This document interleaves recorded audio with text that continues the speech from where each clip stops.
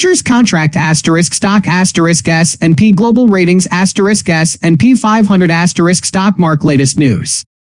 Most readers are likely familiar with stocks and the stock market. Stocks are part of a company's ownership, and they represent a claim on the company's assets and earnings. When you buy a stock, you become a partial owner of the company. The stock market is where stocks are bought and sold.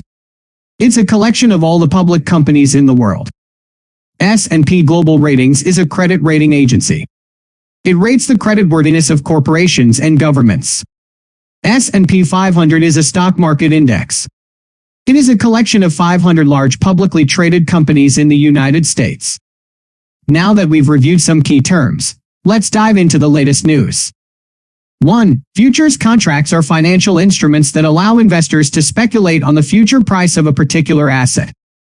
2. The most commonly traded futures contract is the S&P 500, which tracks the performance of the 500 largest companies in the U.S. stock market.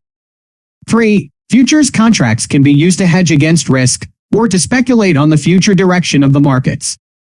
4. Futures contracts are traded on exchanges, and the prices are set by the market participants. 5. Futures contracts are subject to margin calls, and the prices can be volatile.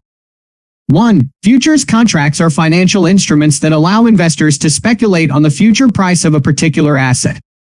Futures contracts are financial instruments that allow investors to speculate on the future price of a particular asset. A futures contract is an agreement between two parties to buy or sell an asset at a certain price at a future date. The asset can be anything from a commodity like gold or oil to a financial instrument like a stock or currency. Futures contracts are traded on exchanges and the prices are set by the market. Investors can use futures contracts to hedge against risks or to speculate on the future price of an asset. For example, a farmer may use a futures contract to lock in a price for his wheat crop, which will be harvested in the future. This protects the farmer from a decline in the price of wheat. Or, an investor may speculate that the price of gold will rise in the future and so buy a gold futures contract. The price of a futures contract is based on the price of the underlying asset. For example, if the price of gold is $1,000 per ounce, then the price of a gold futures contract will be $1,000 per ounce. The price of the contract will change as the price of the underlying asset changes. If the price of gold goes up to $11 per ounce, then the price of the contract will also go up to $11 per ounce. When the contract expires, the parties will settle the difference between the price of the asset and the price of the contract. If the price of the asset is higher than the contract price, then the party who sold the contract will pay the difference to the party who bought the contract.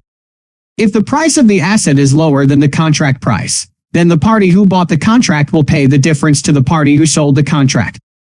Futures contracts are used by investors to manage risk or to speculate on the future price of an asset.